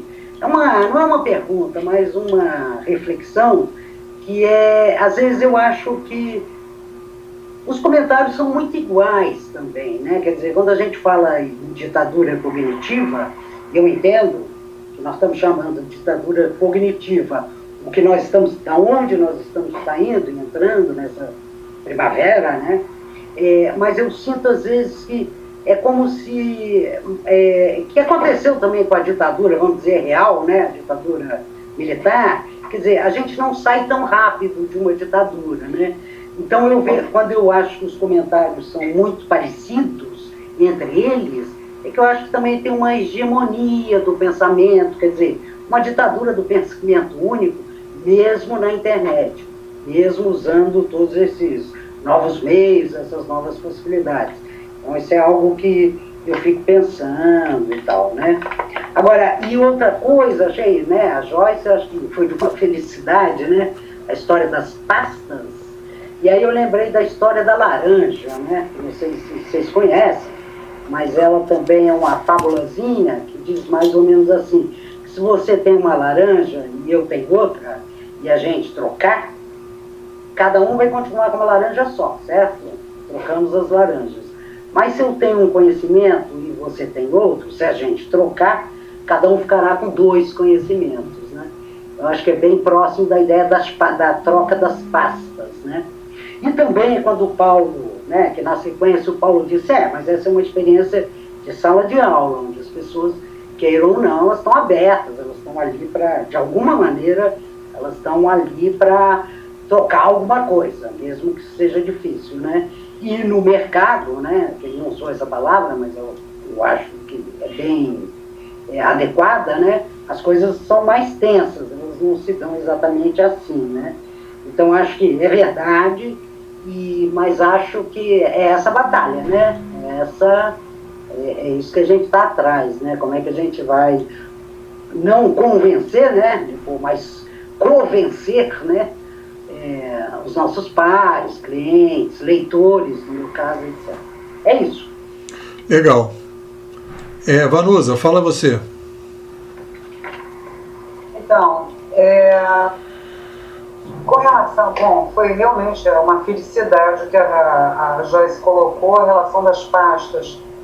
E em relação a tudo que foi dito, uma coisa que desde o início eu sempre me pergunto é essa questão de organização e pessoas, né? Humanização das organizações, uma questão minha. E aqui nessa conversa eu anotei algumas coisas conforme a possibilidade, a gente nessa ditadura cognitiva, a gente aprendeu a criar uma blindagem, isso é um termo utilizado pela Simone, que eu achei que estava procurando esse termo. É exatamente isso, a gente aprendeu a criar uma blindagem, embora a gente tente abrir as pastas, a blindagem continua ali. E é uma preocupação também muito grande, né, de como os outros nos veem, qual é o perfil, né, das pessoas. E nesse contexto todo, a gente acaba que meio que se perde e fica, conforme até acho que a Fernanda que colocou, a gente está num descontrole de ideias e saindo de uma ditadura cognitiva, mas acaba que a gente está meio que construindo outra. Então a importância do fluxo aí da continuidade de troca, e é uma questão importante para não se voltar novamente a uma nova ditadura cognitiva. Se fala muito em novo, eu vejo que se fala muito em novo, eu mesma tenho essa condição de novo, novidade, nova renascimento, mas na verdade esse sentimento maior continua, e a pergunta no caso, qual é o interesse que as pessoas têm em ser curtidas? Por que a gente precisa dessa curtida? Por que a gente, o comentário dos outros vão influenciar na gente? Isso seria a terceira pasta. Enfim, essa discussão toda eu acho muito interessante, eu acho inspiradora e criativa, enfim, é isso que eu tenho para falar. Legal. Alex, fala aí.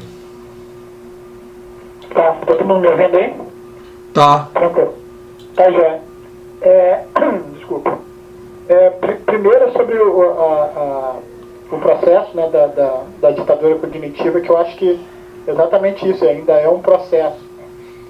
A gente pode sentir em alguns momentos que ela não existe mais, a gente pode sentir em alguns momentos que ela ainda existe, muito forte.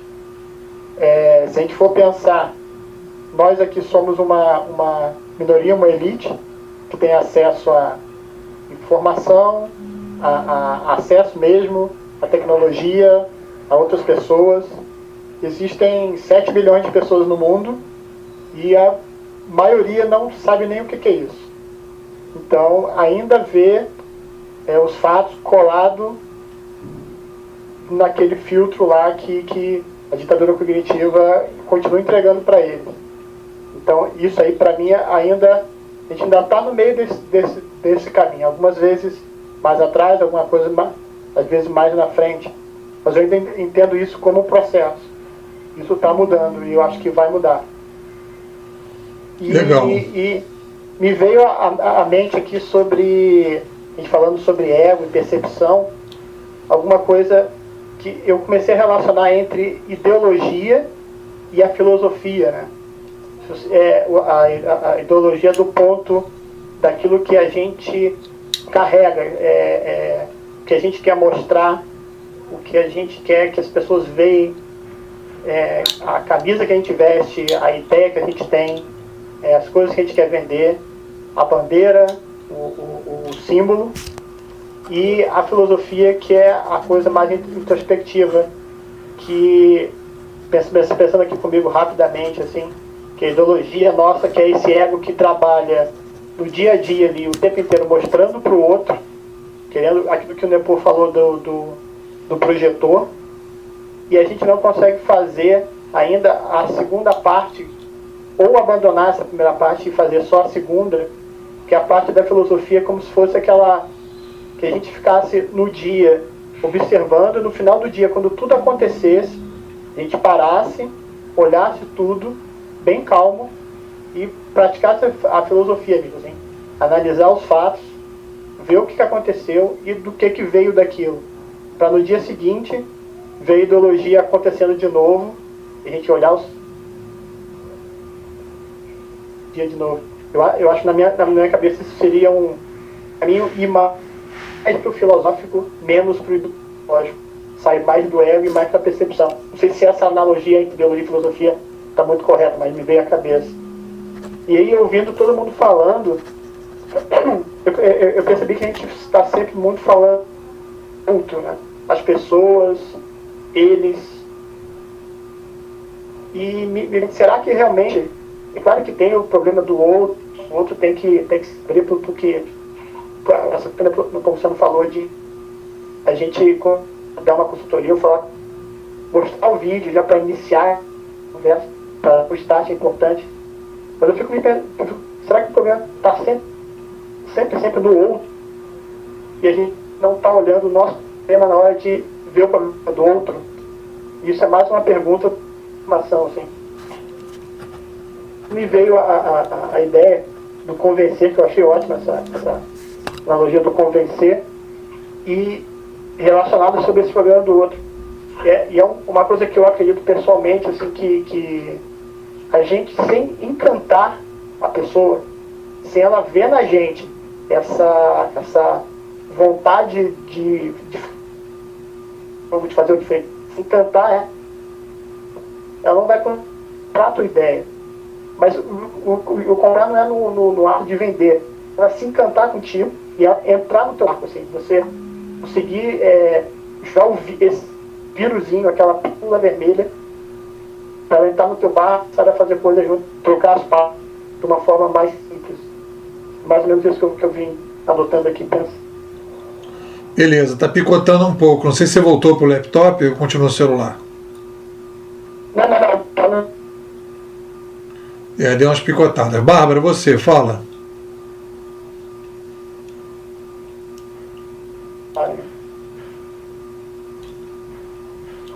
Bárbara. Um momentinho. Oi. Tudo bem? Tá? Oi. Esqueci de ligar o microfone. Desculpa. Também gostei dessa história das pastas que a Joyce colocou, que ilustra bem essa receptividade que a gente tem que ter do outro e que o outro tem que ter em relação a gente, né? Mas eu queria pegar um pouquinho na linha do Fernando, que o Fernando colocou também, porque na minha vivência com os clientes, há muita dificuldade dos clientes, muitas vezes, se colocarem na discussão, se abrirem a determinados conhecimentos que eles não têm e que eles precisam absorver, no caso de mim, né, como consultora ou como prestadora de serviços.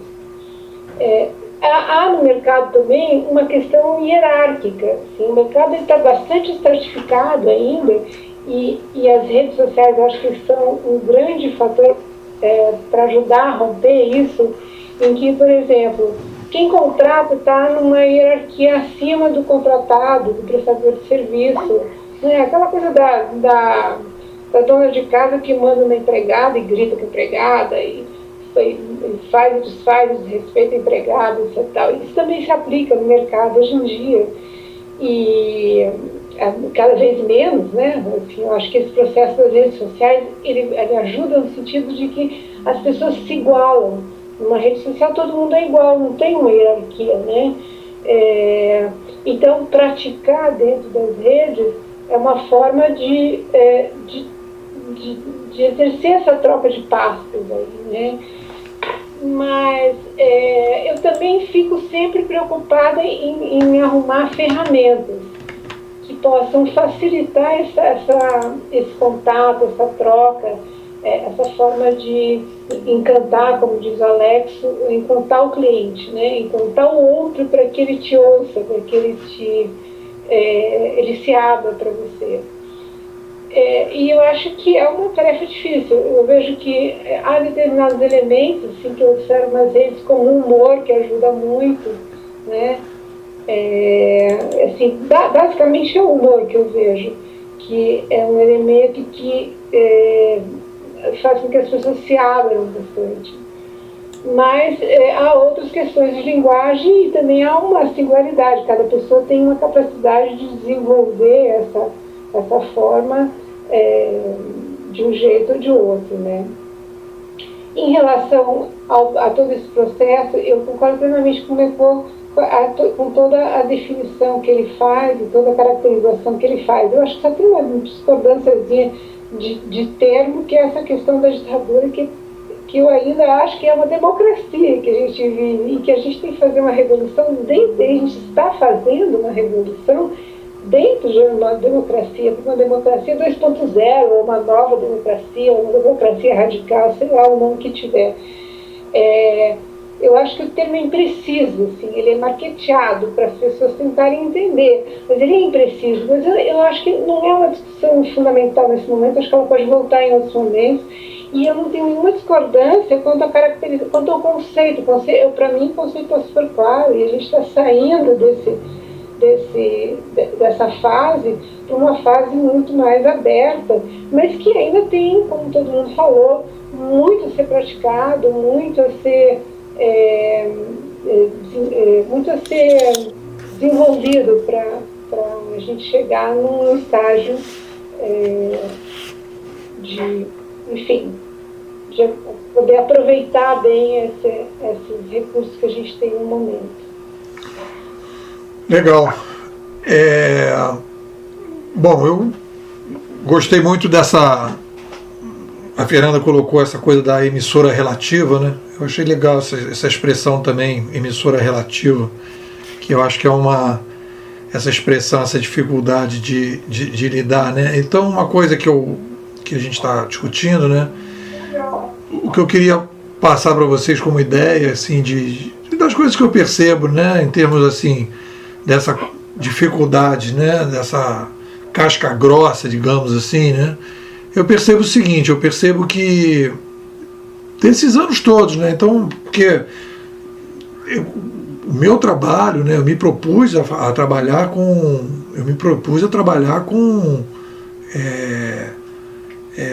mudanças muito grandes, né? Então eu lido hoje com a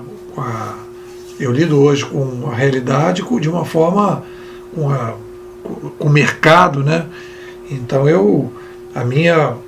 o meu espaço de poder trabalhar com as pessoas e poder vender o peixe é muito pequeno, né? Porque a gente está, e até hoje eu acho que tem muito mais espaço para você poder atuar nessa área, digamos, né, de preparação, de discussão, de capacitação, não sei do que propriamente de consultoria, né? Porque hoje em dia as empresas estão muito fechadas, porque elas estão defendendo Oi, tá aí, Alex.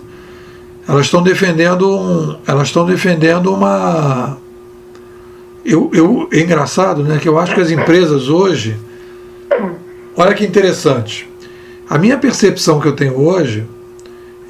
depois eu vou fazer uma discussão sobre o que o Alex falou sobre ideologia e filosofia, mas eu acho que as empresas hoje elas estão ideológicas. As pessoas vão dizer, não, as empresas elas estão aí lutando para sobreviver no mercado. Não, elas não estão lutando para sobreviver no mercado, não. Elas estão defendendo uma ideologia, elas estão defendendo um modelo de negócio que elas têm. Como elas não conseguem entender o modelo novo de negócio, e como elas estão vivendo essa ditadura cognitiva, como elas estão vivendo essa baixa taxa de percepção da realidade e uma baixa taxa de abstração, elas não têm instrumento, porque elas precisariam caminhar para uma filosofia, elas precisariam caminhar para uma história, elas precisariam caminhar para uma série de coisas, e elas estão com uma baixa taxa. Então o que acontece? Elas viraram ideológicas. As empresas estão ideologicamente, emocionalmente, defendendo um conceito. Elas estão defendendo um modelo de organização. Você pega o caso do Globo, por exemplo, é assim clássico, né? Eles estão ali fazendo coisas que você vê que não tem lógica, que não está gerando dinheiro, mas para dizer, não, olha só, o modelo de negócio da gente que eu aprendi com meu pai, que meu avô aprendeu com meu pai aprendeu com meu avô, cara, esse modelo vai continuar, ele não vai acabar, não pode ser. Então, quer dizer, elas deixaram de ser empresas que estão pensando em negócio, em lucro, que as pessoas falam, não, as empresas só pensam no lucro. Pior que não estão pensando no lucro. Se elas estivessem pensando no lucro, elas estariam fazendo uma coisa mais racional. Mas elas estão extremamente emocionais. Então essas organizações, elas estão aí tentando... Então é um momento muito difícil. Então quando vocês colocam assim, dificuldade e tal, alguém colocou assim, foi o Alex, né? A gente tem que ver o nosso lado. Realmente, a gente tem que ver o nosso lado, né? Obviamente, a gente tem que criar, digamos assim, se fosse terapia, né? A gente criar os nossos supervisores, né? Para a gente poder fazer a terapia nos outros e a gente poder estar em terapia também, poder estar o tempo todo se avaliando. Agora, tem um outro lado que é o seguinte, tem espaços que você consegue trabalhar e tem espaços que você não consegue.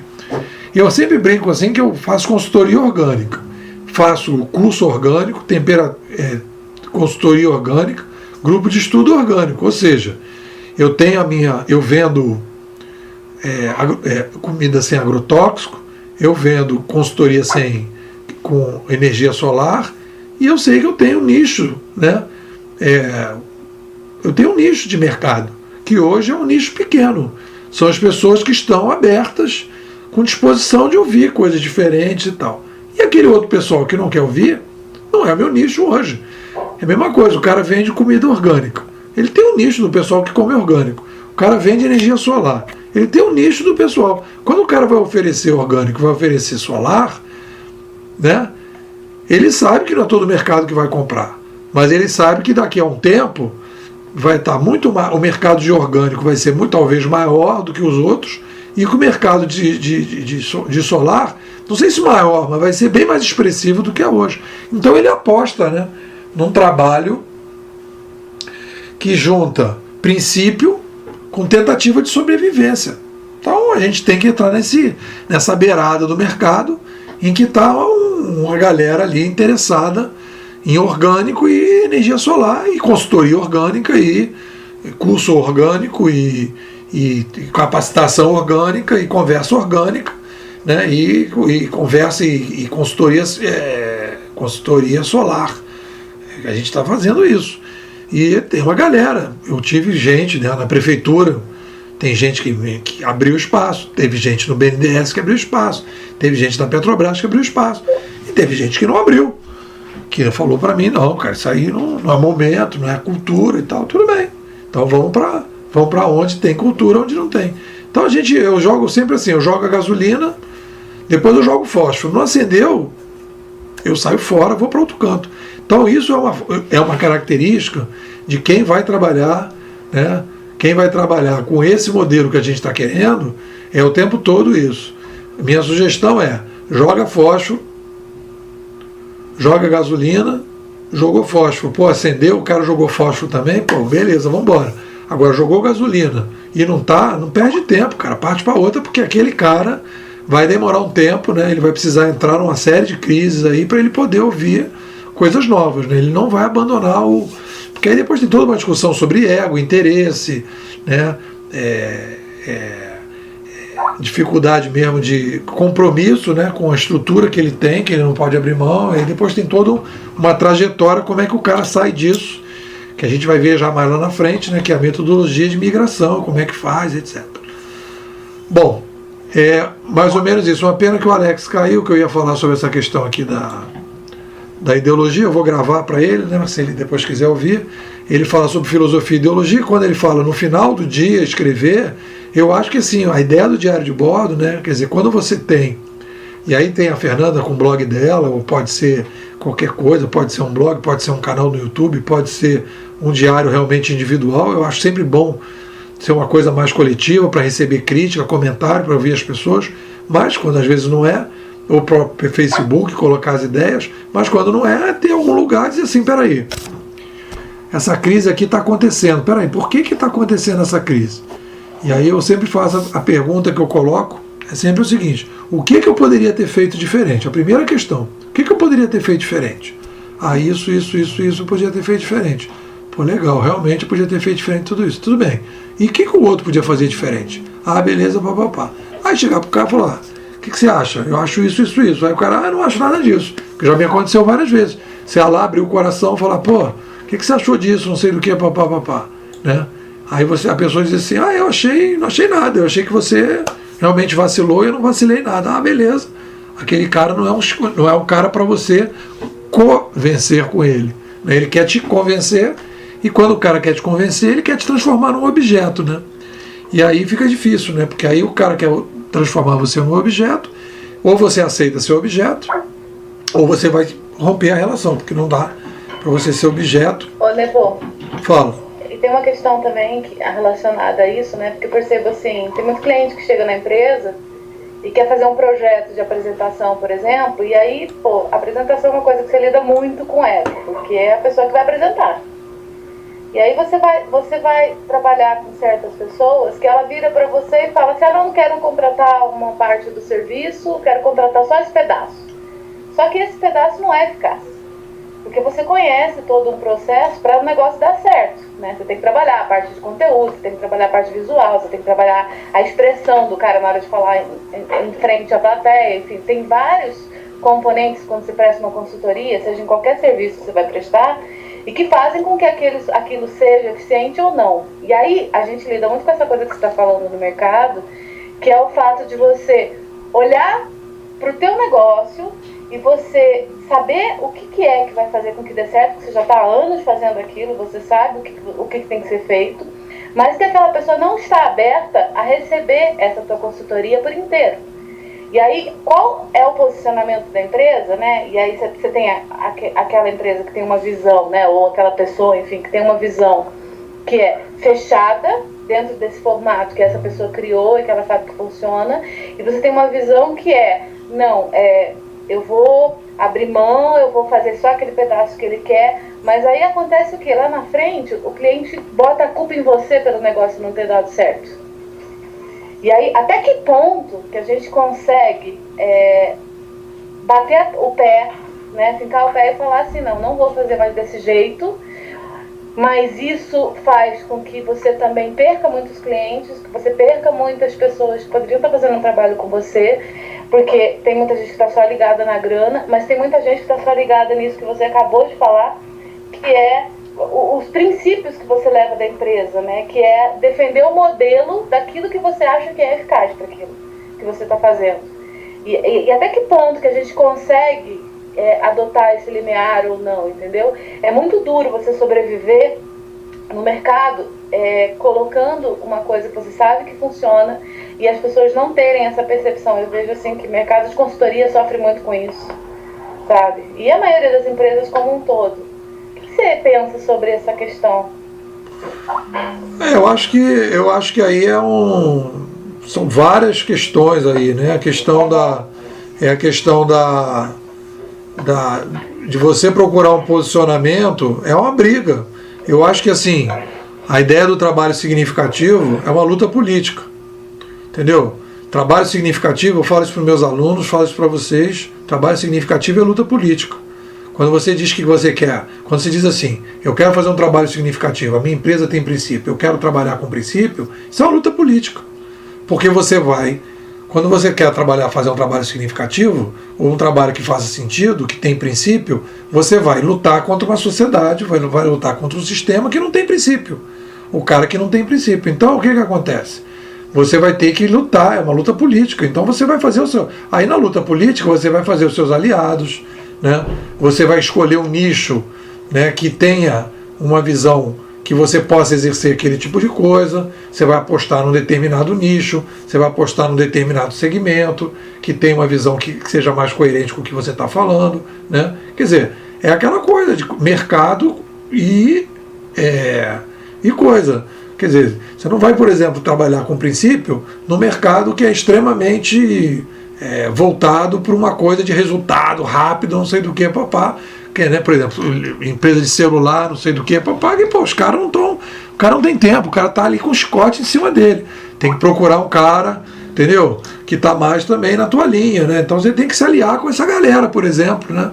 Que está também essa galera que está aí, né? Que está aí na Praça do Princípio, o pessoal aí das alternativas, das startups, não sei o que, quer dizer, pegar a galera, quer dizer, então é uma união, né? É aquela coisa, né? A união faz a força.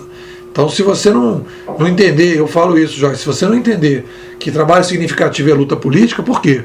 Porque quando você vai fazer um trabalho significativo, você percebe uma coisa, o cara que vende energia solar, luta política.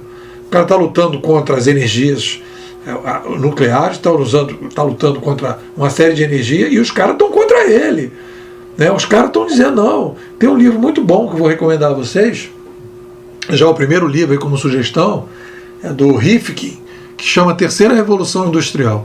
Leiam esse livro, comprem esse livro, é um livro bacana para a gente depois conversar. Vai ficar essa dica. Bom, eu acho que a gente agora tem que entrar na fase derradeira do nosso encontro de hoje, que eu queria que vocês fizessem, né, a nossa primeira avaliação do nosso primeiro encontro. Queria que as pessoas pudessem aí, né, nós estamos aí com 21 e 18, se cada um falar uns 2 minutinhos aí, a gente consegue fazer uma boa avaliação. Queria que cada um desse aí um apanhado. Como foi essa sensação de estar falando no Skype, do grupo, como é que veio, como é que não veio, como é que se sentiu, como é que foi o dia para vocês, o que a gente pode melhorar, o que você pode melhorar, o que eu posso melhorar, o que o grupo pode melhorar, e aí a gente faz o fechamento do dia. Quem quer começar? Tem que ser rapidinho. Vou começar, pode ser? Fala, Paulo. Então, eu achei bastante proveitoso. O Skype eu estou vendo que está dando problema para algumas pessoas, felizmente para mim não deu, estou achando a ferramenta ótima. Eu vou destacar no dia de hoje a metáfora da Joyce. Eu acho que essas pastas mataram a pau, vão acompanhar o tempo todo aí e vão servir, pelo menos para mim, como para eu mastigar bastante essa ideia e tentar melhorar o meu lado também, que acho que não são só os outros, né? Acho que era o Alex que estava falando isso, todo mundo falando dos outros, dos outros, dos outros. Acho que não é só os outros que tem esse problema do ego estar dentro da pasta. Eu também tenho, como acho que cada um tem isso em algum grau, menos a Joyce. Achei muito bom. Estou achando fantástico o grupo, fantástica a discussão. Funcionando muito. Eu também tenho, assim, viu? Funcionando muito acima da minha expectativa. Super feliz. Beleza, Joyce, então fala você. Acho que foi muito interessante, assim, várias percepções, pelo menos umas 6 folhas de caderno. Mas eu acho que, assim, estou muito feliz, assim, de promover essa troca, né, entre pessoas que têm percepções diferentes da mesma coisa. uma solução aí, ou pelo menos, né, em processo de, pra gente discutir. Eu acho que o Skype é legal, né, é legal trabalhar de repente com um notebook que já tem a câmera embutida, porque eu acho que isso facilita tudo mais, isso atrapalha um pouco, né, o processo de trabalho aqui no Skype. Então, a câmera embutida já vai resolver bem, porque aqui está funcionando super bem. Eu acredito que é isso. Beleza, deu uma picotada. Fernando, fala você. Oi, então, né, estou me adaptando ao Skype, né? Não tenho muito costume, não gosto do Skype, mas ele está se comportando, tem me surpreendido. Já estamos no segundo encontro, né? Ele tem me surpreendido. Gostaria que a gente tivesse as câmeras funcionando, seria muito mais legal. Sobre o conteúdo, esse alinhamento todo que você fez, eu gostei, eu fiquei bastante atento aí ao pensamento das pessoas, as contribuições. Estou integrado e me integrando também, viu, Nepô e amigos? Estou desejando aí a todos uma boa semana. Enfim, semana que vem a gente vai fazer mais. Legal. Joyce já entrou lá com frio. Aqui o Skype está avisando o seguinte: tem gente que não baixou ainda o Skype 5.0. E aí tem que baixar para a gente depois trabalhar. O problema do vídeo, às vezes, é a qualidade da conexão. Simone, fala suas observações finais. Oi, estão me ouvindo? Estamos. Liguei aqui. Então, também gostei do ponto de vista que foi colocado, né, da parte de cada um. Para mim também está sendo muito válido. Também anotei muitas coisas e vou procurar agora também ter esse hábito, né, do diário de bordo, que eu achei bem legal também, que a gente pode estar deixando passar despercebido coisas do dia a dia, né? Então, achei bem legal, assim. E queria agradecer aí todo mundo por passar o ponto de vista de cada um, né? Que isso faz a gente crescer muito e o grupo também crescer junto. Obrigada, gente. Legal. Bárbara, fala você, qual é a tua avaliação do dia? Olha, eu gostei muito. Eu acho que também anotei bastante coisa no meu diário de bordo para serem trabalhadas e desenvolvidas. Eu gosto do Skype, acho que o Skype funciona bem. Eu, às vezes, eu tenho problemas com o uso de vídeo.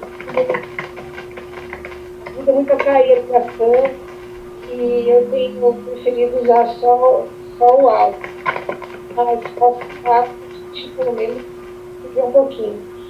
E eu acho que vai ser, assim, eu fiquei muito animada com a perspectiva desse curso. Eu acho que a gente vai ter muitos elementos que vão enriquecer a nossa vida e o nosso trabalho, etc. Eu gostei muito de também ficar sabendo um pouco das realidades de cada um, e que cada um vai começando aos poucos a colocar a sua realidade, os problemas que aparecem nela, como a Fernanda colocou, o Fernando e o Alex, né? Então, eu acho que isso também me ajuda muito a refletir sobre o meu trabalho.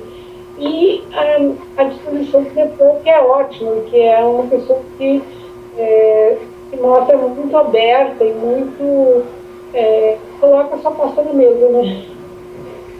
Então, um grande abraço a todos e até a próxima. Legal. Vanusa, impressões do primeiro dia. Vanusa, que vem do grupo passado, né? É a nossa única representante do grupo passado, fazendo a ponte de um grupo para outro, né? Então, eu adorei o grupo, adorei as colocações, adoro essa colocação do Nepô de falar de desconstrução não, de deixar o ego de lado para a gente poder discutir alguma coisa. E só uma dica, eu tenho tentado colocar, assim, toda crítica, eu tenho tentado trabalhar essa questão do ego toda crítica que eu tenho do outro, eu começo a colocar como um espelho. Então, se eu consigo enxergar no outro, é porque está em mim. Estou tentando tirar isso. Bom, mas uma boa noite para todos. Adorei vocês todos e muita coisa para anotar, muita coisa para refletir. Beijão. Beleza. Alex, qual é a sua avaliação do dia?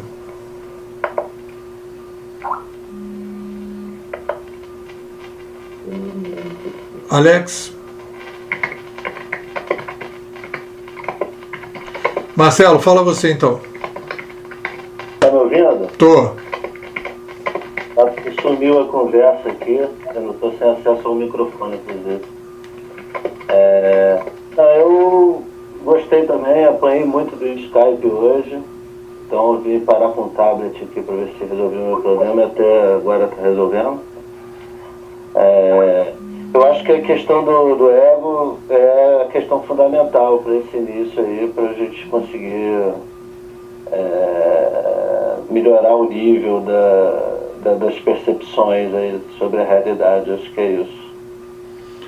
Fernanda, qual é a sua avaliação? Oi, bom, ótima. Como disse o Adoniran Barbosa numa entrevista, nota 11,5. Eu acho que esse grupo é muito legal. Para mim é uma oportunidade mesmo estar com gente que está afim dessa discussão. Eu sinto uma grande solidão em relação a essa conversa, né? Então, estou gostando de tudo. Acho que todo mundo está trazendo contribuições. Muito bom. Beleza. Paulo, fala aí, qual é a sua avaliação final? Já falei, né, pô? Gostei bastante. A questão do ego, eu vou aproveitar para falar que aquela hora eu esqueci. Essa questão do ego, eu acho que também é uma coisa que deve ser também, porque realmente é um chave, né? É um atrapalhador monstruoso e sem o qual a gente não vive também, não consegue fazer nada.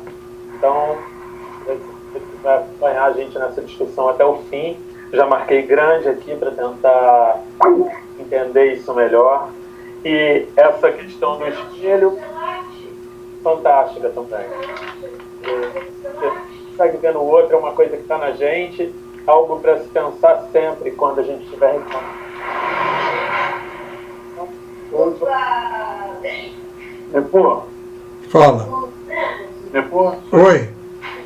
Deixei uma foto de um rio aí para vocês, que eu espero que seja muito caudaloso, fruto desses nossos encontros. Podem baixar,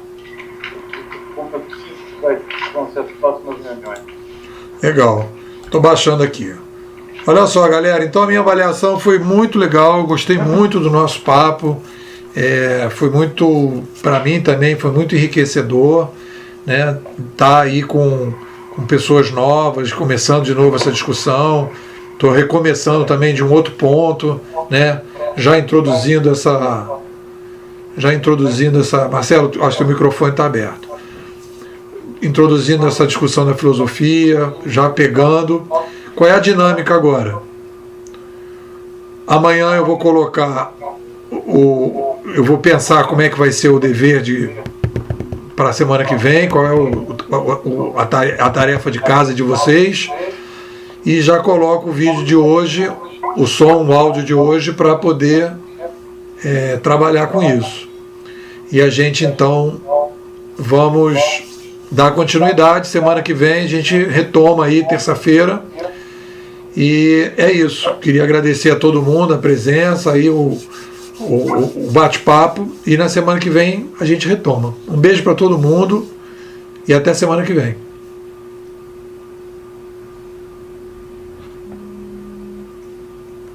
Valeu, gente. Boa noite. Boa noite, um beijo. Boa noite. Boa noite. Boa noite aí. Boa noite a todos.